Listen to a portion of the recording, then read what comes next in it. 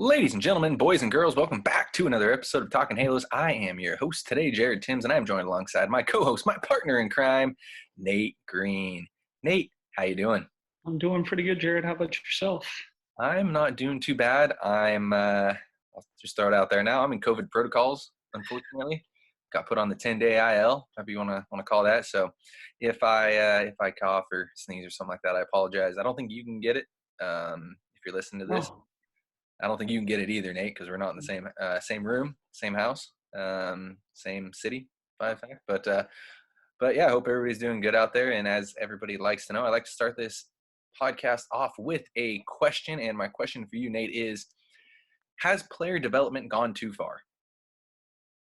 I'm gonna make you think about this, and I'll let you think. I was scrolling through Twitter, and actually, this kind of goes back to something that Ruben Amaro Jr. had mentioned in some random conversation. I'm sure that it has been around. I saw Victor Rojas commented on it as well, and there were a lot of intriguing people, SoCal people. I think Prospects Live. I can't think of what his name was. He shoots all the videos. You see him all over Instagram and Twitter. He was mentioned in it, but the original post had to do with a kid, maybe 18 years old. He was wearing a breathing mask, and he had sensors all over him to see, everything about that, and I'm all for technology to a certain degree, and I think you probably are too, but I want to know, at that point, has player development gone too far? absolutely, it has. I mean, I think one of the first things that a lot of old-time baseball players will tell you is these kids are specializing way too early. They're starting to only play baseball at 6, 7 years old, and it's like I would love, like, as a college recruiter, I would love to watch a guy who can play 2 or 3 sports. If you're playing football, basketball, baseball, like the different stuff that you're able to do in football and basketball to help you for baseball is huge. And that you're starting to see guys who are like really good at baseball and they're just calling quits because they're tired of just only playing baseball. So that's the first thing. The second thing, when it comes to like just player development straight up, honestly, I think the biggest thing too is like you're getting teams who are just saying like, I want to fix this, and that. It's like, well, you drafted him for a reason. Like there's a reason you took him in the first round, and it was not because you hated his swing, or it's not because you hated his fastball, or whatever it is. Like you're spending a first round pick, which is anywhere between 3 million and like $7 or $8 million on this kid. Like, why are we drafting kids and trying to change everything about them to make them into robots so they all look the exact same? And that's kind of my biggest thing about it is like you got to let these kids be them. And I think that's one thing that we talk about at the college level too, is like we recruited the kid for a reason, we brought him in for a reason. Maybe we saw something at the time, but we're not coming in here to change everything about this guy. And I think that's what everything has come down to, is like you got all these hitting gurus and like they're like, okay, let me see what I can do to make somebody want to buy this. And it's like, you're trying to turn everyone into the same hitter, and you can't do that. You've got certain guys who are 5'8" that are like, let me go slap hit, let me get on top of the plate, let me David Eckstein this, and put the ball in play, do whatever I need to do. And then you've got Aaron Judge. And it's like, it's the funniest thing to me when you see hitting coaches on Twitter and YouTube talk about like, oh, let's hit the ball like Aaron Judge. It's like, okay, there's only one guy who's 6'7", 260, 70 pounds. Yeah, There's only one he's Mike a freak Trout. of nature. Yeah, He's a freak of nature. So why are we trying to teach our 12-year-olds how to hit like Aaron Judge? None of them are Aaron Judge. 100%. So that's kind of where I'm at with the player development. Like, I love it. I think that you really do have to develop these guys because they're not going to get better without help. But the way we're doing this now is like everyone has to be the same. Everyone has to do exactly the same things, and it's turning into, I mean, you look at the Angels farm system, and it's Joe Dell, very similar to Jeremiah Jackson, and you just go through, and it's like we got a lot of the same guys. I don't know if that's good or bad. I think it's bad. I I think some interesting points that you bring up is the first mistake that I made as a coach was to make cookie cutters, and that was my first biggest mistake. Like I went in and saying and said like you guys need to do this, this, this, and this, and that was my first mistake, not realizing that everybody is different in the biggest way possible. Like that's the biggest key. Like once you learn that everybody's not the same, it becomes a lot easier, because you see trends, you see guys that do things similar. It's like, oh, try this, I think it might help, or try this, it might help, and then becomes a trial and error game on the coaching side of things, or player development side of things, and when it comes down to it. um but to my original question, I do agree with you. I think that i think that once you start getting into, there's two schools of thought. And before I say what I was going to say, there's two schools of thought. There's the old school thought, which you mentioned, it's like you don't need any of this analytics, you don't need any of this. And then there's the only data driven side, if that makes sense. And you understand both sides. Like you look at the data side and you think, well, like the numbers back up what we thought. And then there's the old school side, which is, let's look and see what we can do, and this was what this conversation was all about too, was an old school thinking and a new school thinking. I think you got to kind of find that middleman. I think that's where a lot of people suffer. Like you can't just do driveline. I mean, you can 100%, but you can't just rely on that side of things. Like driveline isn't going to work for everybody. If you are again, like you said, 5'8", slap hitter, left-handed hitter, driveline's not the thing for you. 100%. I think that's where the Angels faltered a little bit in the past with changing guys' swings and changing guys' stuff. In the past was that previous GMs, and I don't need to say the names, but previous GMs were very, one-minded, where you need to do it this way, you need to do it this way. And I feel like I think that Perry's kind of that way too. And that's fine. GMs can have their school of thought. And coaches can definitely have their school of thought, and hitting coaches can have their school of thought as well. But I think the best coaches, the best player development, pinpoint the strengths. That's actually another question I want to get into. But I think the best coaches pinpoint strengths of their players and work well off of those, rather than try to build up weaknesses, if that makes sense. But I think there's a school. I think there is something you can do with that. Does that make sense to you? Yeah, the University of Michigan is one of the best teams when it comes to talking about this. I actually got a chance to talk a little bit with the head coach at the University of Michigan. He talked about they have a system that they go through, and they will rank you 1 to 7 based on your flexibility with your ankles, your flexibility with your rotator cuff, your flexibility with this, everything, right? So they have their checklist. And based on that number, it gives you a number. And the closer to 0 you are, the better. They've only had one guy in their history since he's been there that's been a 0, or maybe it was a positive 1, which it was like the lowest number he's ever seen. And what he found out is the guys who weren't as flexible with, maybe their ankle, they weren't able to get underneath the baseball as well. Or, he had a guy who his rotator cuff wasn't as flexible as another guy. And so the way he taught hitting depended on how flexible you were in different areas. And it was like, wow, that's unbelievable that you're teaching hitting depending on what body parts can do what, because just because this position is best for you, it might not be the best position for me to explode or whatever it is. So I thought that was really interesting, and the way they do it is amazing. Yeah, 100%. And another thing that I want to, point on that you mentioned earlier was the athleticism side of thing. I think that everybody wants athletes, right? Like that's the number one thing. Like that's what I was told. That was the first question that I asked when I went out and scouted was, what are we looking for? I don't know what we're looking for. Like, do you want guys that are just going to drop bombs? Do you want guys that, are going to, hit for average, maybe guys that, are good characters, and such like that are going to be good clubhouse guys? And they said, we're not looking for anybody in particular. We just want good athletes. Go out and find us some good athletes. And I think that's kind of the thought process for everybody, is go and get good athletes, because that's just kind of the way that it's been. And the Angels have done that, right?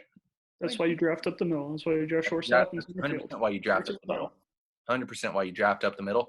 And to this point, what do we think has been the problem with the Angels, who have done exactly what we mentioned? This is exactly the thought process that we've gone through.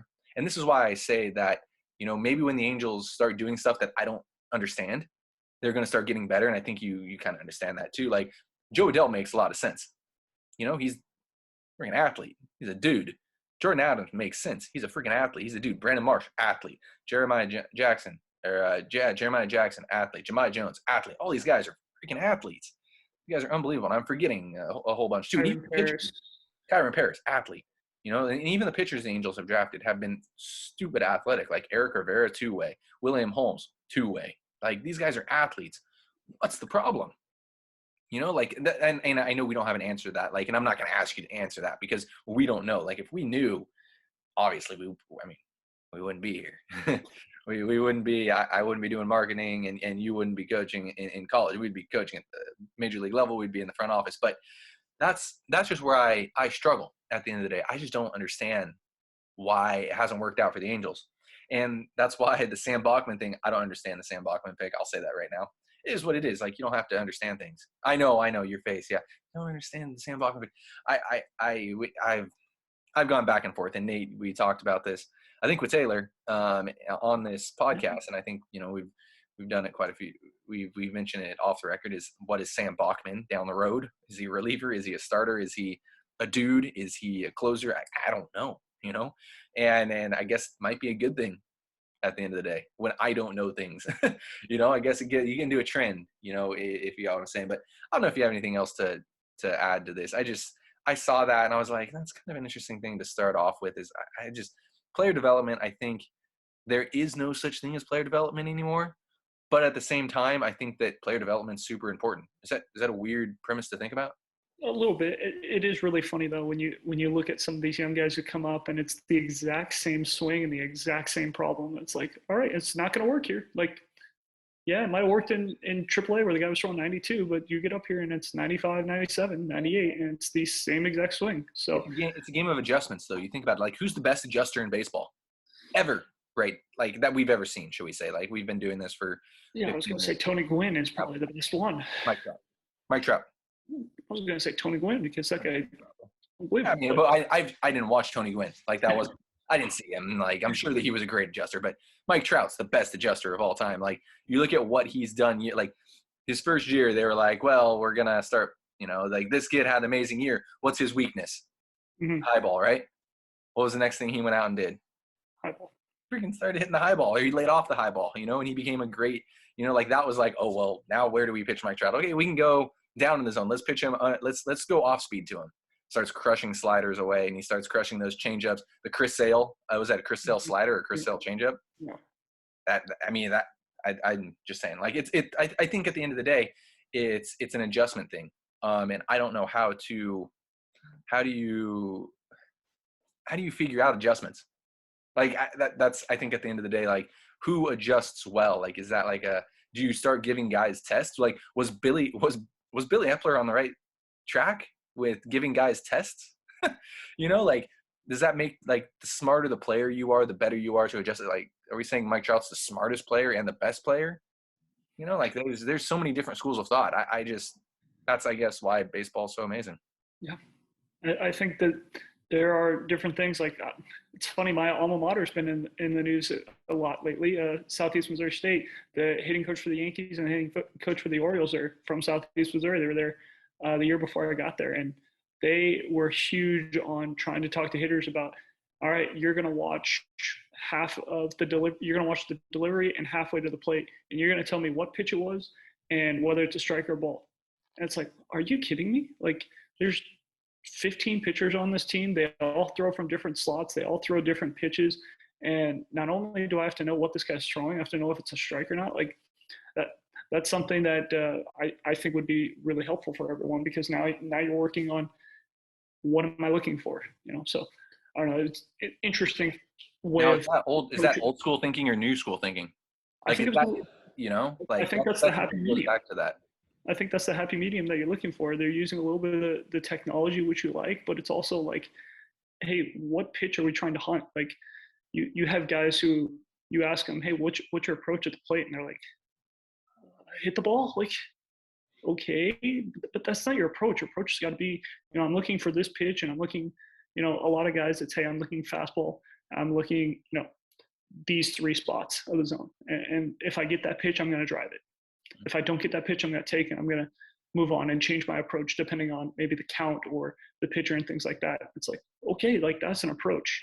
And so I think giving them the knowledge of, hey, this is what a strike looks like. This is what a ball looks like. This is what a slider looks like. Especially, some guys, I'm sure you played with some guys where it's like, man, that guy has the best slider I've ever seen. And some guys, it's like, man, that slider just spins.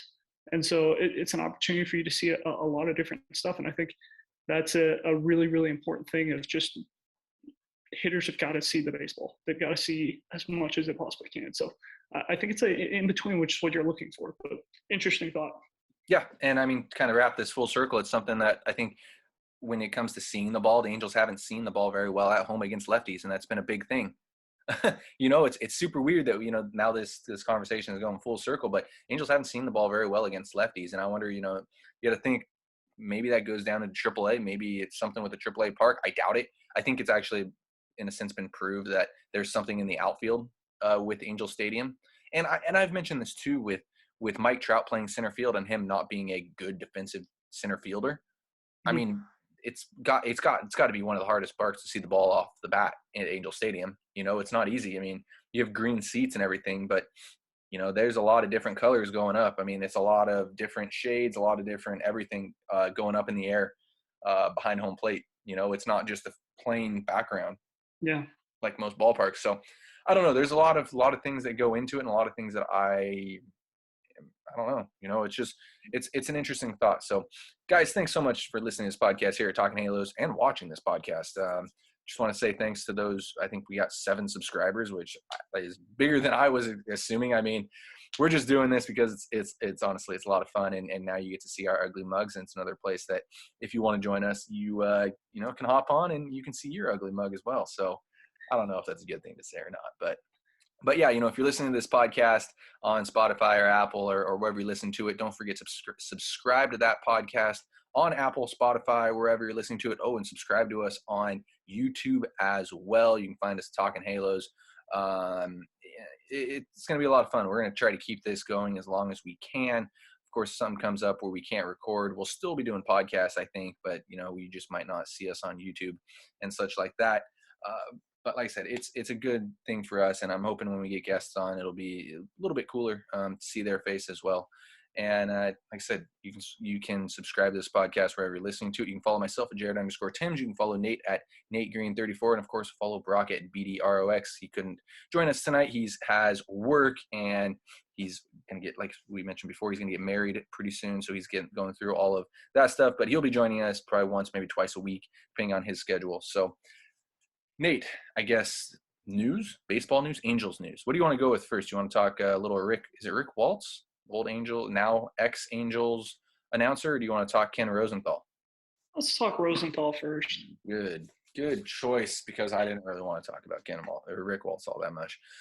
No, I did, but let's talk a little. Ken Rosenthal came out the other day. What do we got? 2 days ago? Was it today or was it 2 days ago? 2 days ago. Yeah, came out 2 days ago that he was going to be let go by MLB Network because of him criticizing Rob Manfred. Now, this is the most political thing that baseball has ever done, besides taking the All-Star game away from Atlanta this last year for whatever reasons. Me and Nate are the least political people out there, and if you follow us, you know that we don't talk politics, we don't do that type of thing, but this starts feeling really political all of a sudden when you start losing a job because you start criticizing somebody. And I understand that you have to watch what you say about people. Like, I mean, players can't say bad things about their owners. I mean, they can if they're making enough money, if they're good enough players and such like that. And Ken Rosenthal is a damn good reporter, and he's going to find a job somewhere else. But it seems very tough of a situation to let somebody like that go just because of some things said. I didn't read into it. I don't know exactly what Rosenthal said. It just doesn't look like a very good thing going on there right now. Yeah, not at all. And I mean, it's not good when sport is turning into not a democracy. I mean, that's what we want. We want multiple people to be able to say things, and we don't want the dictatorship. I mean, once you get the dictatorship, you're going to get a lot of guys who aren't going to want to play, and this is not going to go well for everyone. This is going to turn into a bloodbath, and it's going to be every man for himself. And we might not play baseball this year because of something stupid like this, just because the players are going to be like, "Are you kidding me? Now we can't tell you that you suck at your job." I mean, I mean, did he tell the truth? Probably so. Um, but yeah, it's just one of those things where it's going to turn into a big deal for these players. The players already had, what we think is not even that big of a deal, what they're asking for. Now on top of it, it's going to be like, so Trevor Bauer probably will never play baseball again based on how he talks about Rob Manfred. And like there could be other players who say things, and something like this happens where Manfred basically calls the owners and says, if you want to continue owning a team, you're not going to sign this guy. And he has that kind of power, and we don't want that. That's going to be a big problem in this game, is if he thinks he has more power than he should. And Rosenthal is amazing. I think he's still going to get the scoop. I think he's still going to get the stories because everyone knows and trusts him, and they believe in what he says. It's funny whenever he posts something about like, this just in, the Angels signed this person, or the Angels made this trade. It's 100%. Yeah. It's 100%. Like that guy's never wrong. There's no Bob Nightingale or whoever else. Jared Timms. There's no Jared Timms. Yeah, there's none of those people where it's like, hey, they said this was going to happen, and it didn't happen. When Rosenthal reports it, it's like the player might not know that it's happening, but when he sees by Ken Rosenthal, he's like, oh crap, I just got traded. So I think because he's done such a good job in the game, he's going to continue to get everything he needs to, and continue to be a well-respected reporter in the game. I just think that he won't be on TV with MLB Network, but he will still be their source for a lot of stuff, I think. Yeah, no, it's a shame. It really is when you and I think I want to give credit where credit's due, because I think Taylor Blake Ward said this or said something along the lines of it. But it's a shame that Ken Rosenthal was doing his job and got fired for doing his job, and Rob Manfred isn't doing a damn thing. It just starts becoming rough. And again, I have to emphasize this so much. We are not political. Don't care about politics. Like, this is the last thing we care about. We just want to talk about sports. We want to talk about this, that, and another. But when something looks political, you got to kind of point it out. And that's kind of where that lies, unfortunately. And that's not somewhere that I want to go to at all by any means, because that's not who we are. That's not who we are here. That's not a place that we want to go. If you want to, talk about that, go listen to political radio or something like that. That's just kind of not where we're at. But unfortunately, that's just it's a tough thing. What happened to Ken Rosenthal? There's a time and place where you don't talk about stuff, and we've talked about this off the record a lot, where you don't talk about stuff. You hear stuff and you're just like, let's leave that in the back burner. Or you look at like the Astros, that whole thing. That was something that was out there for a long time, and that obviously Major League Baseball didn't want to go out there forever, obviously. But it got out because of certain players, and for, whether it was a good thing or bad thing for the game, so be it. It brought a lot of news to baseball, and it was actually kind of a lot of fun to get through all of that and see how players and see how teams and fans were going to react. But yeah, like we mentioned before off the record, and we can bring it on the record. It is what it is. But there are certain things that we learn and we can't talk about, and maybe that was one of the things that Ken talked about. Is it crazy that this was a year ago? This was not recent. This was a year ago comments. What Rosenthal came out with? Yeah, it was a year ago. That's a little weird for sure. That he said this, but. And I think the reason for it is because negotiations are about to pick up. It's 100% has to do with that. It was a year ago he mentioned how poorly Rob Manfred basically didn't negotiate in good faith, was kind of the way that he talked about, where it was like Manfred knew that the rules were if he continued to make offers and they didn't accept them, then he could make them sign whatever he wanted them to. So he basically was saying that Manfred wasn't talking or wasn't negotiating in good faith, and he served a quote unquote 3-month suspension for it, where he was still paid, but he was not allowed to be on MLB Network for it on the air. And then, I guess because negotiations are coming around again, and they don't want this to become a story of, hey, Manfred does not negotiate in good faith. He is literally the worst commissioner in all of sports. And I'm paraphrasing for Rosenthal. I'm sure he didn't say that, but I know he did say basically that Manfred did not negotiate in good faith. And if that's coming out right before negotiations are about to happen, because Major League Baseball has said we're going to start to negotiate come January, and I think we expect them to meet within the next week or so and just kind of start to figure things out. But I think it's very interesting timing for the Ken Rosenthal firing based on what the comments were. You look at what Manfred did during the '94 strike, during the '94 lockout. Actually, he went to a strike, and that's where it lies. I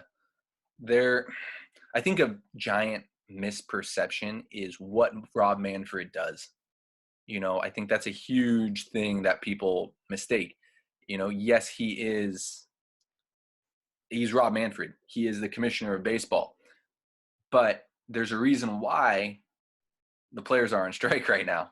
The players are locked out right now. That's why Rob Manfred and the players they're not supposed to get along. They don't get along. That's why they have the union. That's why they have this. Rob Manfred is the union for the owners, in a sense. Like, that's the way I kind of like to look at it. Rob Manfred is the union for the owners. Rob Manfred's going to back up the owners, and that's why I just think it's tough. Rob Manfred, I think that's why commissioners get a lot of heat too, is because they're backing up what the owners do. They're doing what's best for the game, and it might not always be good for baseball. I don't know if that makes sense. Players side of things.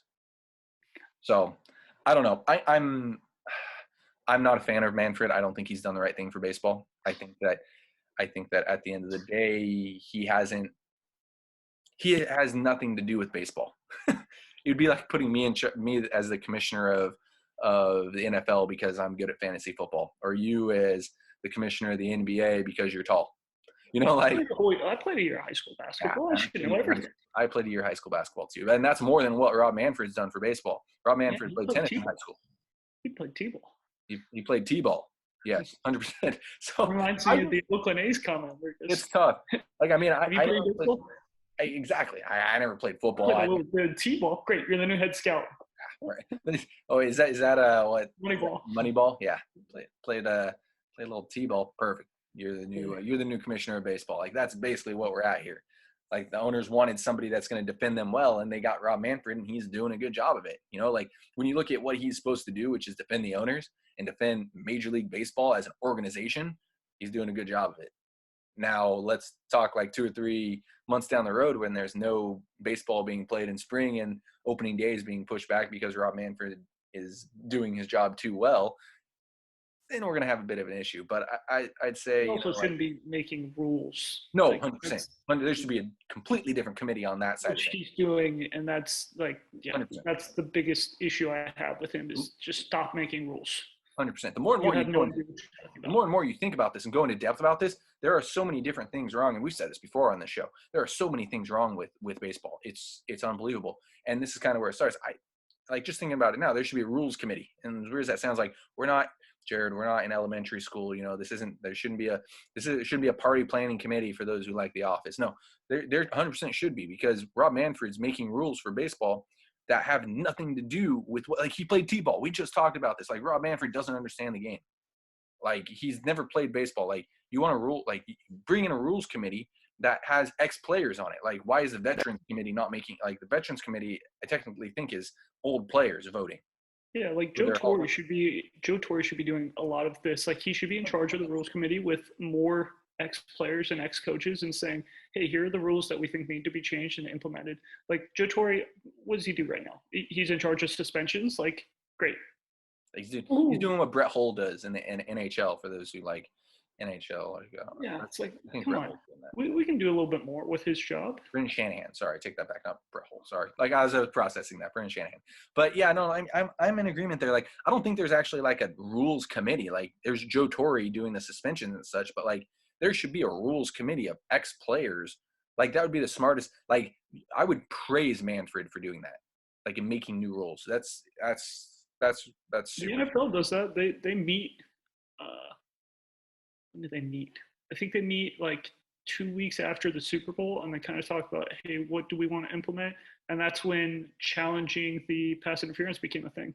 Yeah. And then they kind of killed that after a year. But it, they had an idea and they tried to work with it. It was not like something that people were like, oh, we're not going to allow left-handed quarterbacks to What are roll we out doing left. here? Yeah, like what are we doing here? Like these stupid, like 3 batter minimum rule, like that is killing the left-handed pitcher. Like they're, yeah.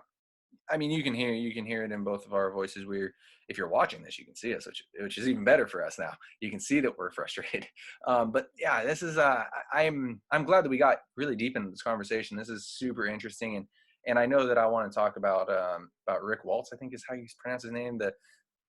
He announced games for the Angels in the second half after I forgot who it was. Who was it? Don Sutton. Sutton. Yeah, Sutton did it the first half for the Angels and was let go. I said it's tough to replace Victor Rojas because I think Victor and Gooby were the one of, if not the best duos in baseball at the end of the day. But man, I thought that either one of those guys could have been perfectly fine, replacing Victor. And I hope it's Vasgersian, if anybody. Like, I don't know if it's going to be Vasgersian, but if there's one guy that's going to replace him, and I think we've said this before on here, if there's one guy that's going to replace Gooby or Victor, it's got to be Vasgersian, right? I thought I heard Vespersian say he was going to take more games this year. I hope so. Um, not obviously he's still going to do the Sunday night, but I don't think he was going to do anything else when it came to MLB and MLB Network games. Like I think he was just going to do Angels and Sunday Night Baseball, or maybe he was going to do no Sunday Night Baseball, Angels, and like a couple of MLB Network games. I don't remember. I know that he had talked about doing more Angel stuff, which would be amazing. I think that they only need 2 guys in the booth. I think it's really hard with 3 guys in the booth, and so that's the one thing that kind of sucks about Vasgersian is if he is only going to be there for 4 games a week out of 6 or 7, and they've got to find somebody to take over the 3 or 4, it's like, well, they probably should just do it, all 7. And it's like, well, then you have 3 people in the booth with Vasgersian there, and it's like you have too many people. I think you have too many cooks in the kitchen. So I think as long as Vasgersian can get to 150 plus games, like it's great. But when you start throwing 3 people in the mix, and it's like, oh, we've got to hear Vasgersian, we've got to hear Announcing this night. It's just too many. Yeah, no, I agree with you. I hope it's Vasgersian at the end of the day. Like I liked Sutton. I did. I know a lot of people kind of criticized him. I thought he had some good calls. Same thing with Rick Waltz. I thought he did a fantastic job. I feel like I'm mispronouncing his name, and I probably am. But I thought he did a fantastic job as well. Both of them, best of luck wherever they go. I think Sutton's actually does Baseball America stuff, or he does stuff for Perfect Game. I think he announces those games, which is pretty cool. Does a fantastic job. And that was one of the cool things that I liked about Sutton was that he brought in a lot of the college side of things. Like he'd be like, oh, this guy went to this school where they're known for this. It's like, oh, that's kind of a cool side of things. Like, I don't know. You got to be known for something. Yeah, the only thing about him was it felt like there were too many stories about him and like, oh, this is what I used to, follow my dad around and do this and that. And it's like, okay, like at least when Vin Scully told his stories, it was like, hey, I talked to this guy beforehand, and this is a story he told about me, and like he made it about the players, and it kind of felt like Sutton was like, hey, remember my dad? Remember when I used to, walk around like, okay. No, that's fair. That's fair. I said I like both of them. He was great.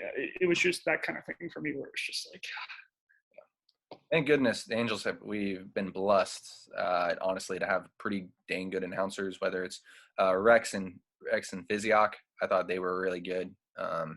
Or Victor and Gooby, I feel like the Angels have had really good announcers, and I don't know. It'll be interesting to see. I hope Vasgersian's around for a while. So, Nate, any final thoughts before I let everybody go? So I did look it up, and Bud Selig did come out with an MLB rules committee. in 2005. I don't know if it still exists, but he did create one. The problem is, I don't think I would be surprised if there is an MLB rules committee, being that Rob Manfred's taking a lot of the credit for a lot of these rules that are going on. I don't know. but the problem with this rules committee is they were all either GMs, owners, or presidents of teams. There was only one. Looks like there was only one coach. There was one or two umpires in here, and there was one coach, and he didn't even have a vote. And it's the head coach of North Carolina because he is the president of USA Baseball. So I think the idea is good. They probably need some fresh faces because GMs and owners like need some players in there. Like I know the players mentioned that they like the 7-inning doubleheaders, and if that's a thing, I'm all for it. At the end of the day, like if players like it, you got to go with what the players like. I still vote for the old college 7 and 9, but yeah, make it work at the end of the day. So, guys, thanks so much for listening to this podcast here at Talking Halos, making us one of, if not the best podcasts around. If you could subscribe to this podcast wherever you're listening to it, leave us a review. And thank you and have a great rest of your day.